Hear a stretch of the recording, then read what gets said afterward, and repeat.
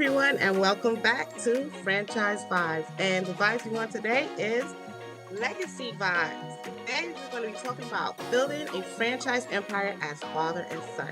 So, this is in lieu of Father's Day coming up. Happy Father's Day to all you dads. So, joining us today is Matt and Adam Cahill. How are you doing, guys? Doing good, Tamika. Doing great to me. Okay. Thank you. Let's start with Matt. Please tell us more about yourself. Well, is this a 2-hour show or what do we? I have been around the track a few times, but I've been in sales and industrial American sales pretty much my whole professional career. I got started with one of the greatest companies ever created, FedEx. I spent 16 years with them. I learned a lot of good core values about how to treat customers from that great company. Made enormous friends there, and it just created a culture that was kind of embedded in me. And we at Supply Point are using those same values, that same type of culture with how we do business. So that's something I've been doing for, again, my whole professional career. I enjoy it. I love people. I love talking to customers, and it's been an exciting ride. So I had my son Adam here join the business a while back, and one of the finest people I've ever met. I'll let you let him introduce himself as well. As a father son here, owed to that. Watching him shine at FedEx, what he didn't tell you, he was a superstar there, and always up for promotion and President's Clubs awards because he really embedded the culture and the core values that FedEx instilled upon him, and that's been a great blessing to be able to take some of those values and those lessons he's learned and bring them together at Supply Point to run a family-owned and operated business. I'm actually I guess a Charlotte transplant now going on 18 years. I grew up in Cincinnati and relocated to teach high school social studies, coached a little bit of sports as well, and did that for a couple years. And unfortunately, during the Great Recession in '08, '09, I started wondering if I'd have a teaching job. So I was looking for an opportunity to have some more stability and control my own destiny.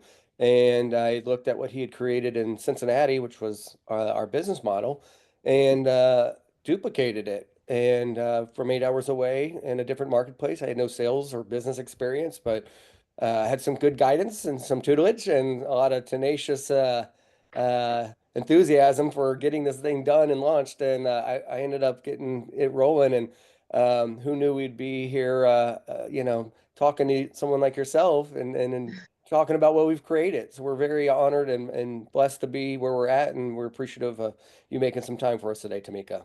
So that's great. So tell us a little more now about Supply Point. Again, I had a freight logistics background, and so in 2002, I decided to go out and start selling freight logistics programs to industrial America. I had a pretty good relationship with a Cincinnati-based company. They had a large fleet of trucks and a very sophisticated brokerage operation.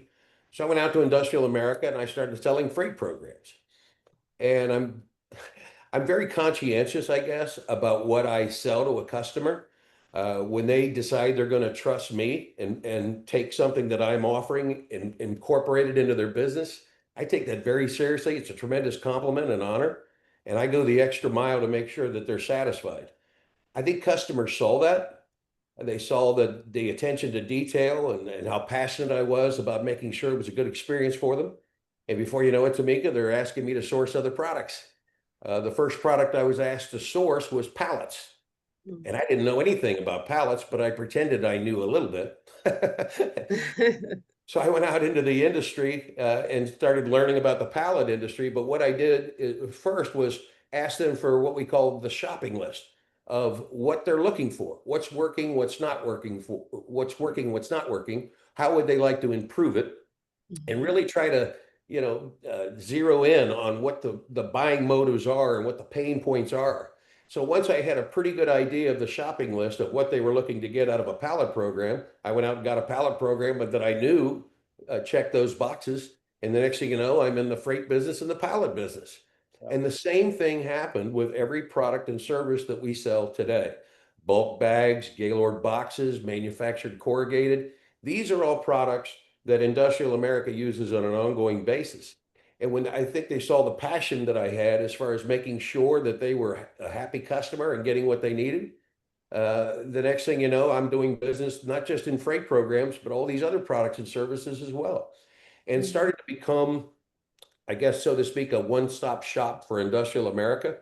They realized they were talking to somebody that cares, that if they ran out of product, they can get a hold of me, and I'll do everything humanly possible to help solve that problem. It goes back to the way I was raised. It goes back to the culture of FedEx. We tried to raise our kids. I think Adam follows it very closely in his life, and that is treat people the way you want to be treated. If a customer's coming to you for help about pallets or whatever it was, help them. And by Right. doing that, we created a business model that's very, very unique, and really proud of it. It's not the way I thought the business would evolve. I thought it was just going to be a freight logistics business, but it evolved into something much bigger and much more effective, I think, than what I had Mhm. originally thought. And then Adam, of course, came into the business. I'll let him take over there at this point, but the business model got created. Here's a young man who had his master's degree. He was a teacher and a coach over in Charlotte and following his career path. But budget crunches, layoffs, and so forth were starting to hit his industry. And he realized that maybe that's not the future he can enjoy, to have a home and raise a family and so forth with all that uncertainty. So he called me one day and asked if he could try his hand at my business model. And my heart sank because I felt like maybe he wasn't following his dreams. But then I realized that he was a natural, uh, Mm. very, very good at what he did, and he was excited and happy, and that made me happy. But I'll turn the mic over to Adam. I'm sure he wants to chime in on. Yeah. Well, when you say what is supply point, going back to his joke, I need 2 hours to fully answer that question because we could go off the rails. But I think it's a blessing and it's an opportunity of a lifetime, and that's something special and unique that I'm very proud and excited about where what we've done and where we're going. Fact of the matter is when you're looking over your shoulder, wondering if you're going to have a teaching job the next day, you know things were pretty bad in the economy. But what I didn't realize when I jumped in is I now was jumping into something that the worldwide economy was predicated on, which was manufacturing and distribution. We're talking almost $16 trillion worth of industry, global logistics, pallets, bulk bags. Corrugated. I mean, you're talking about conglomerate, a behemoth of industry, and each one of those sectors are growing 4, 5, 6% exponentially over the next couple of years. So we're Mm. not in a niche space by any means. And what's amazing is we're going into a an industry when you're working with folks. Still got that old school relationship type of sales. People Mhm. buy from folks they like and trust, and you go out there and you can if you don't like how much money you're making, we always make the joke, go out and get yourself a raise and make a sale. We're not reactionary selling, we're very proactive, and I think that's the beauty of it. We don't have to be hoping that somebody's going to walk through those doors and spend and make a transaction. We're in industries where these production company or these manufacturing companies or production lines cannot shut down. That's first and foremost. Our customers, excuse me, put their blood, sweat, and tears into their product, and under no circumstances can their production line shut down. So we need to make sure we're bringing the best quality product, price, and service in the marketplace to these folks, and we have the ability to pivot when necessary. But it's about building relationships. And what's beautiful about this is it's residual income. So if you're a franchisee, for example, and you're looking to start a business in, said marketplace, it's not a matter of does capitalism work in Raleigh or Charlotte or Greenville or Charleston. It's will you get out and hustle? Because the model works. It's worked for other business owners not named Matt and Adam Cahill, but they resonate with our culture and our core values. They treat people the way you want to be treated, and they get out there and they hustle. So supply point, as he kind of mentioned, the customers kind of created it. It does allow for a business owner to create multiple streams of residual income and become integrated and build lifelong relationships. The other beautiful thing is our customers are not fly by night, and they're going to continue to order from us, and we get to take them out for lunch and say hey to them. We don't smother them, and we put programs in place, and we monitor, and we try to streamline and cultivate these things, but Um, we really feel like we're changing lives for our franchisees as well. This is an opportunity for them to build an asset. It's got, Hmm. I think, seven-figure potential when it's all said and done. And we want legacy builders. We want folks that are wealth builders that will truly be passionate. We don't want people buying themselves a job. We want somebody truly passionate about uh, creating a legacy for themselves and whatever their why is, we want to help them discover it and achieve it because it's about franchisees getting to their destiny. And I want them using Supply Point as the vehicle or the roadmap to getting there. And that's the thing about my dad and I is we'll give them everything we've got. If you know, if they want it as bad as we do for them, then I think good things are going to happen. That's Supply Point. Awesome, awesome. Yeah, you made me think about some other things because you just touched on some excellent points, the both of you, on what on franchising period as a pathway for legacy building. What do you look for in potential franchisees? When we're looking at franchisees that come into the system, we're taking a look at how they handle themselves, what kind of values do they have. We take our culture very seriously. Hmm. Uh, that this business of treating people the way you want to be treated, that's a core principle. That's how this business has got started. That's why it's been successful, and that's how we roll on a day-to-day basis. So we want people that have that appreciation for that type of culture, first of all. We want to make sure that their DNA mixes with ours, and because we're a team here, we're very much into taking care of the customers and taking care of business, but also having fun. We have a lot of fun. So our people all seem to have a pretty good sense of humor. You need one around here to to hang out with Adam and I. And we want to look at their background, obviously. What have you done with yourself? Did you have a business of your own? Are you looking to start one for the first time? What motivated you to do that? What brought you to Supply Point? What attracted you about our business model? Those are the kind of things we want to find out because you can start to zero in on what is driving someone and what Yeah. their goals are. So when we make the decision to bring somebody into our franchise organization, we take that very seriously, as you might expect. Here's somebody that's putting their livelihood in Supply Point. They might be taking their 401ks, retirement funds to make, it all happen. We take that very, very seriously. So we want to make sure that the individual we're talking to will fit into this business model, not just for our sake, but for their sake. We don't want anybody set up for failure. We don't want somebody to think, hey, this sounds wonderful, and then all of a sudden it's not for them. That's the last thing in the world we want. So we want to make sure that it's a win-win and it's a good fit with whoever the folks are that are knocking on our door wanting to be a part of Supply Point. And we have a tendency of liking pretty much everybody, but we have said no to some folks because Hmm. we just didn't feel that they lined up quite correctly with what we're trying to do, and we don't want to set them up for failure as well. So that's kind of how we roll when it comes to trying to find the right people to make up the Supply Point family, because we want to all operate on the same page with the same culture and treating customers the way we know they need to be treated. Yeah, and I'd like to chime in on that. He hit it perfectly, and I think one thing that if I can maybe humbly brag about ourselves is I think what we've also done is surrounded ourselves with being our staff and our leadership team. Very They good. have all the same values and ethics, whether you're in our franchise development department or you're a sales administrator or coordinator, you're a franchisee already, or you're a supplier for Supply Point.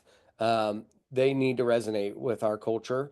And that's just non-negotiable. But what's beautiful about it is we have a lot of folks that a franchisee will meet before they ever join the brand. They're going to go through our franchise development department. Most importantly, because we have phenomenal franchisees, is there's a validation process. We don't hold Hmm. back. We don't care who you talk to. We have nothing to hide.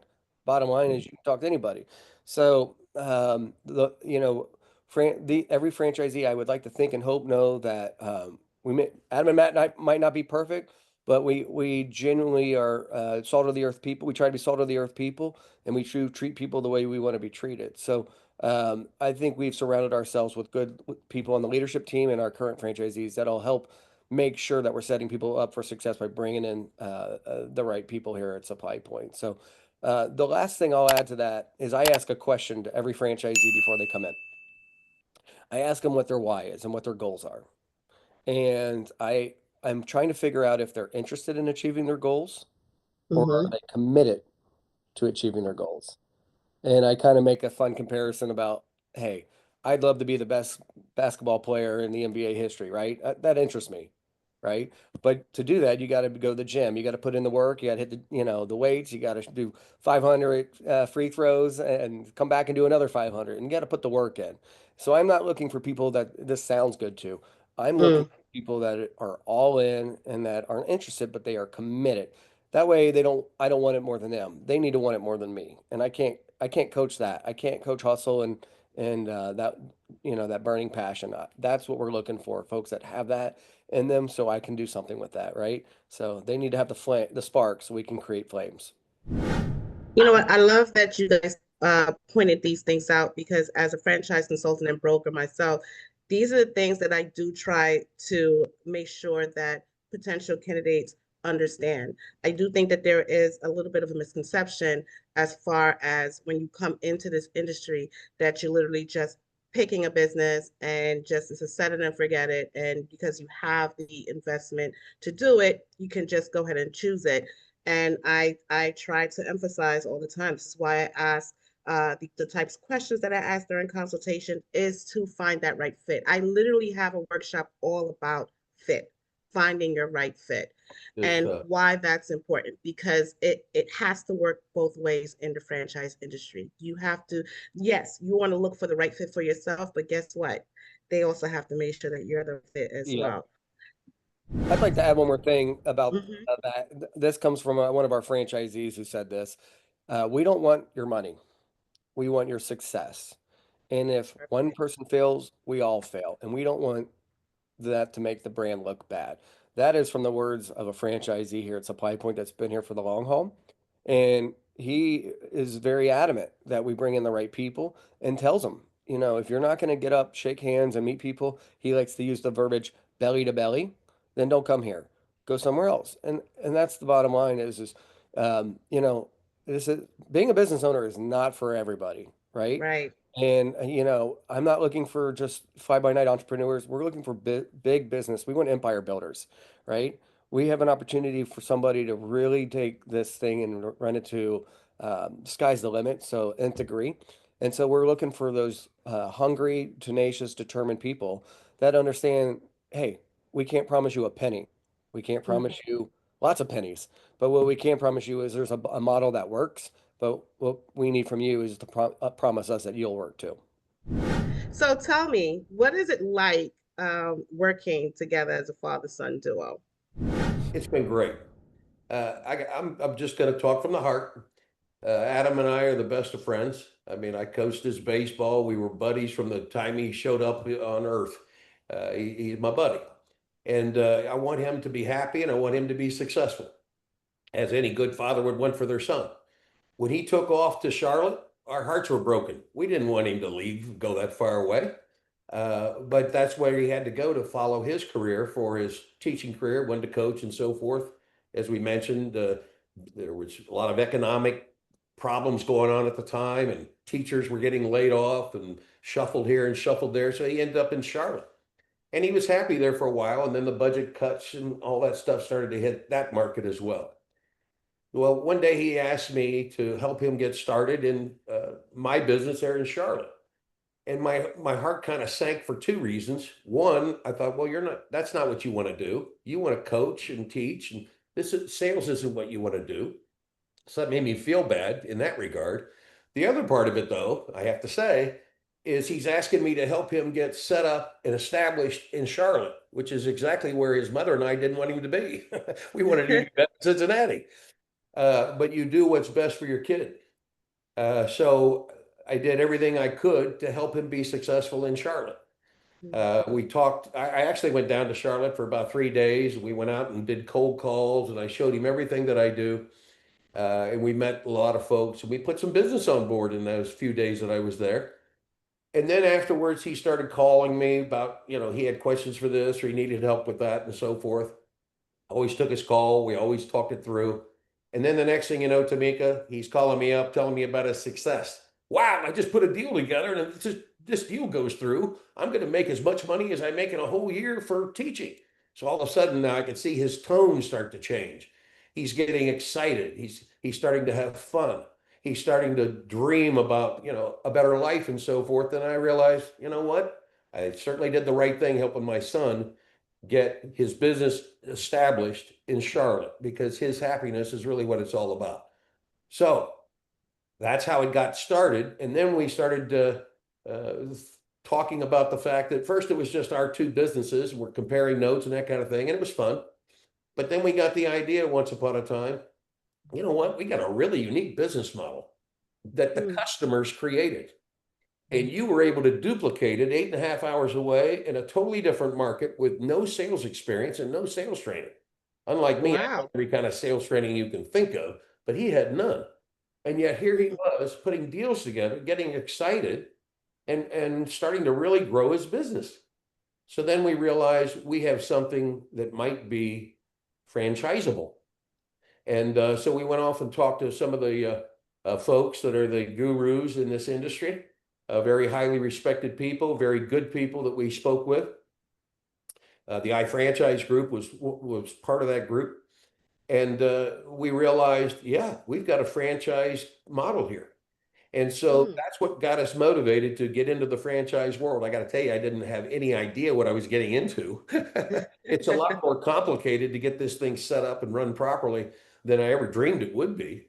But now that we've got the lion's share of that behind us, and now we're putting the finishing touches on infrastructures and that kind of stuff, we're having fun. We're on the same page most of the time. We have the same values. We look at things very similarly. And to be perfectly honest, Adam pretty much runs the business. I'm more of the advisor. I'm part of the Zoom calls and all the other kind of stuff for building. I don't want to pretend that I'm just in the shadows. I'm not. But somebody has to make the call the shots. Somebody has to be in charge, and that's Adam. And he does a phenomenal job running the business as well as running his own Charlotte business. And Mm. because he was able to duplicate my model in Charlotte the way he did, that's why we're in the franchise industry today.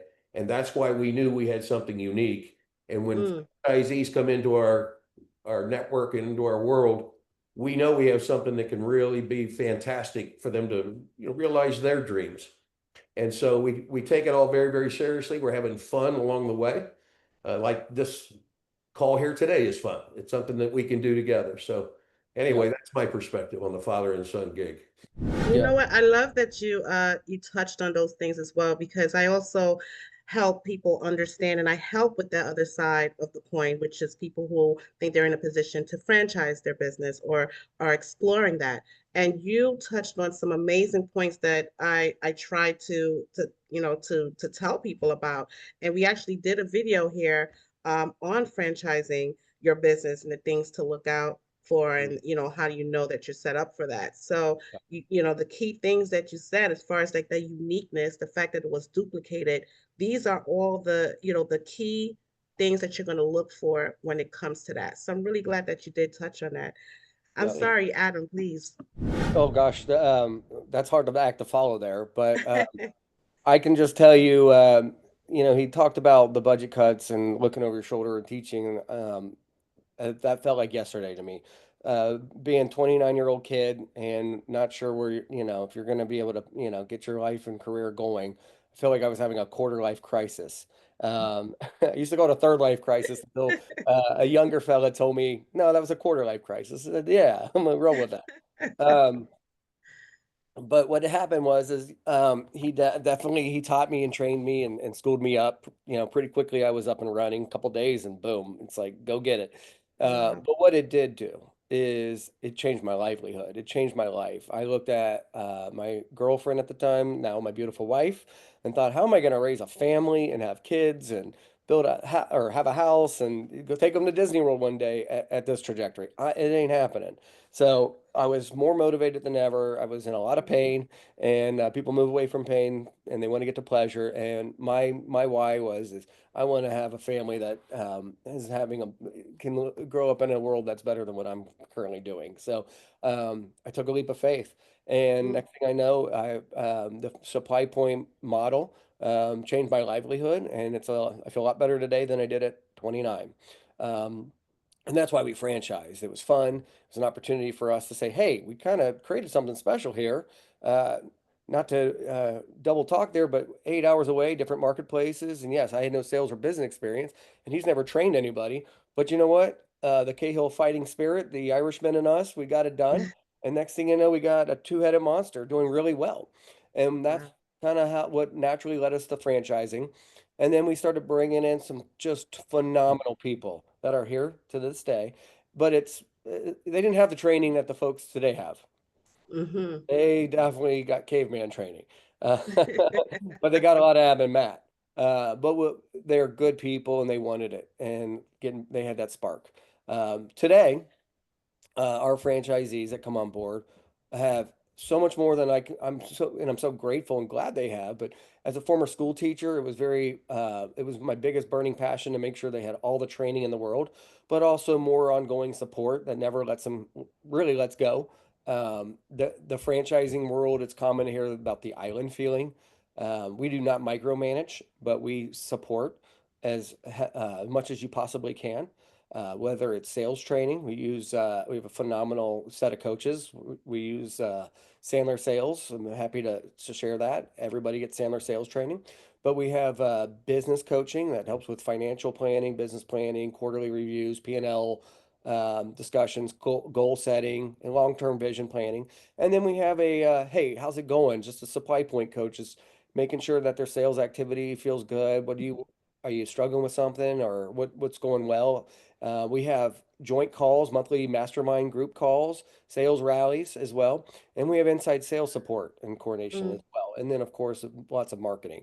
And we do that because my dad and I feel like one thing that I think he's taught me from a young age is not just treat people the way you want to be treated, but also empathy.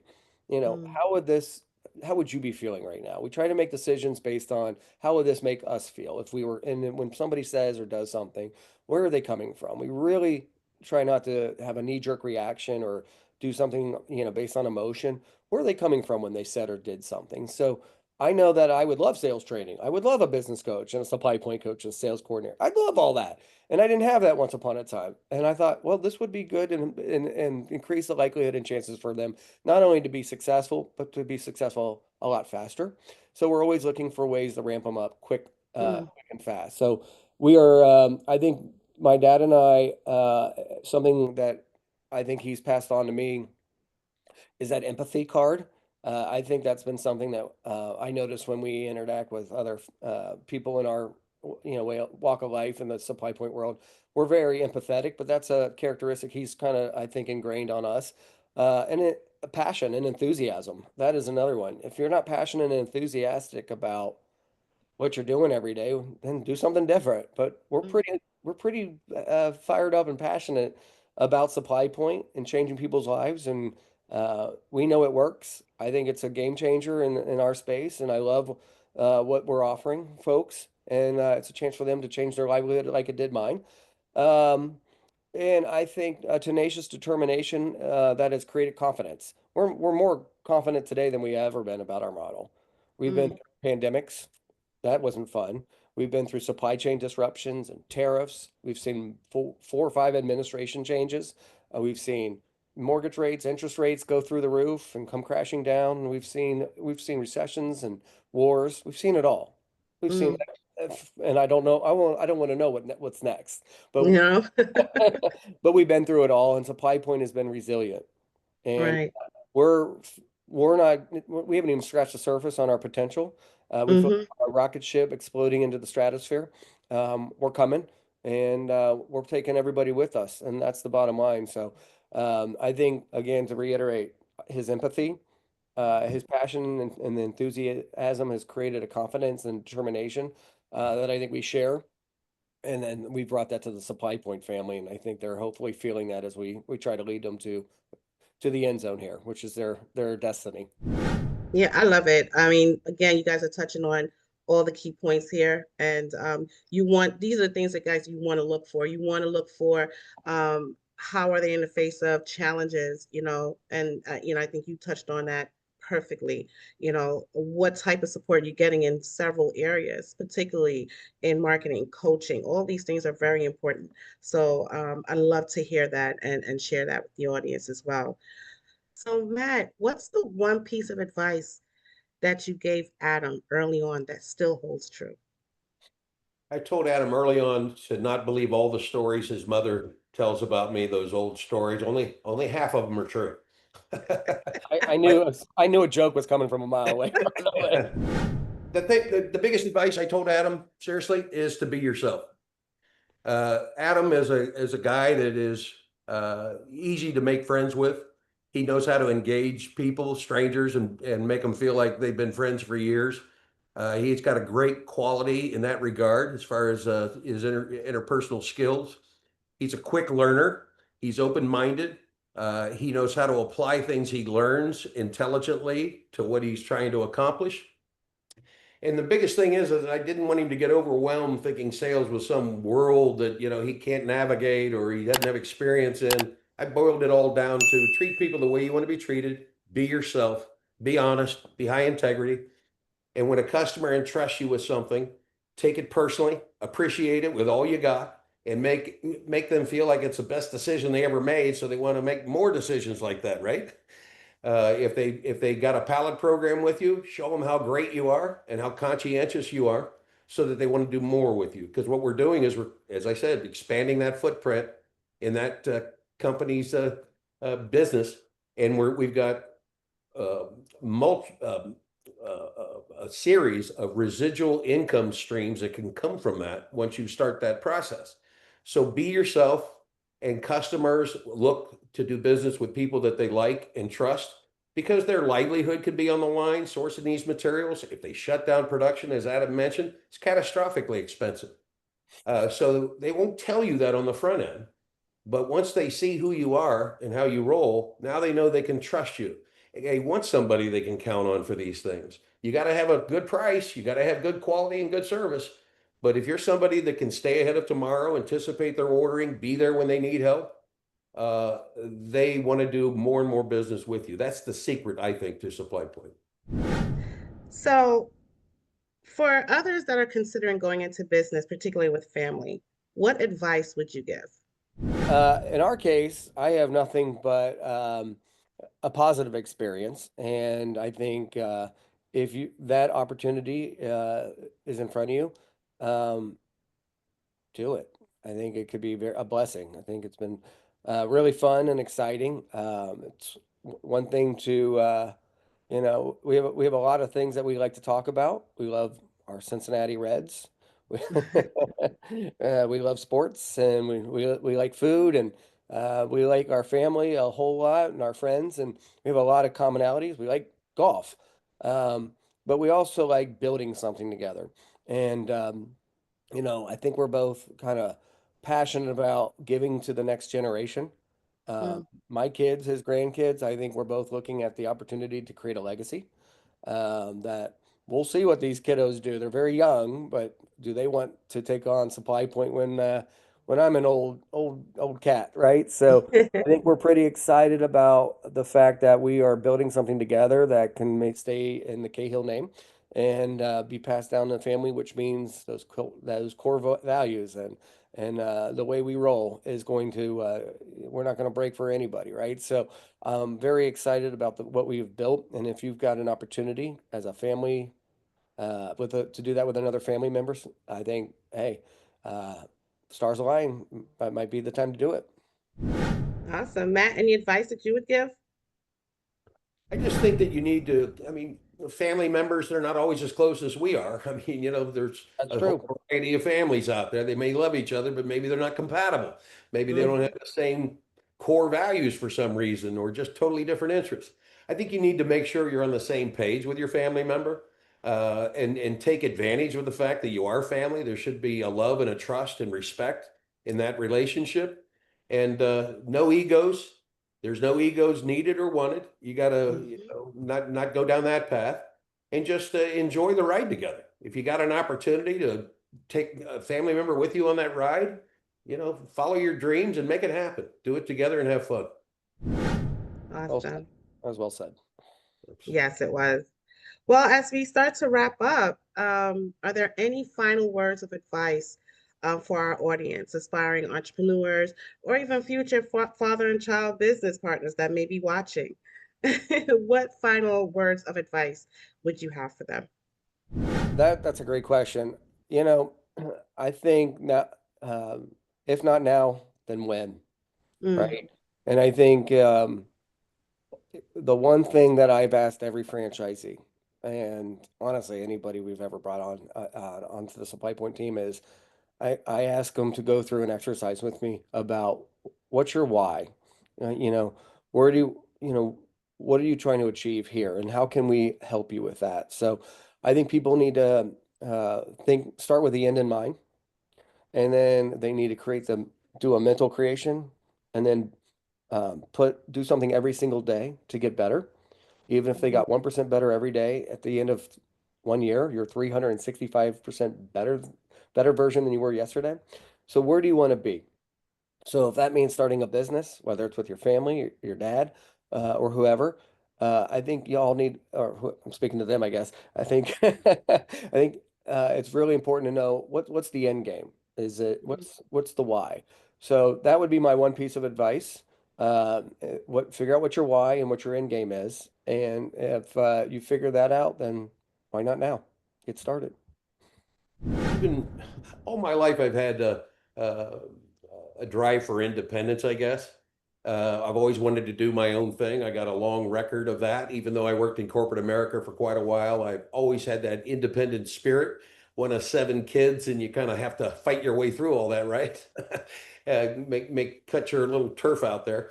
Um, but I think that there's great advantages to be able to start your own business or follow a business model and go Mhm. out there and have the freedom to do what you want to do, and to have an opportunity to take your God-given talents and all your dreams and try to make them a reality. And we feel like, when you start a business in the United States, that's a wonderful place to start a business. We got a long history of capitalism here that thrives. So follow your dreams. Make sure that's what you want to do. But if that is what you want to do, then go for it. Mm. Because the whole world is out there for you, and take a shot at it. Because if you're successful, as we feel we are, you've got the independence and the freedom that you can't get anywhere else. By being your own boss, there's nothing. There's nothing like it. You're not working for corporate America, where you can be victimized by layoffs or whatever that may be. You're in charge of your own destiny. So go for it. With my last word of advice. If you really feel compelled, go for it. You can do it. All right. And my last advice is make sure you guys are calling me to do so. That would be great. You'll be on the speed dial. No, really, this was great. I'm so glad that you guys were able to come and do this on Franchise Vibes, and you have a great model, and I love showing it also to candidates as well. And I think that even during this session, I even picked up and learned some things about you guys. So this was great. Thank you again for joining us. Thank you, Tamika. Our pleasure, Tamika. Great Thank you pleasure. for having us. Well, thank you again, guys, for joining us here on Franchise Vibes. I hope you enjoyed and took some notes on some of the nuggets that was dropped here. So, again, if you are looking for that right fit, trying to find out if business ownership is right for you, particularly in the franchise industry, make sure you're reaching out and checking out precisionfranchise.com. Until the next time, guys, take care.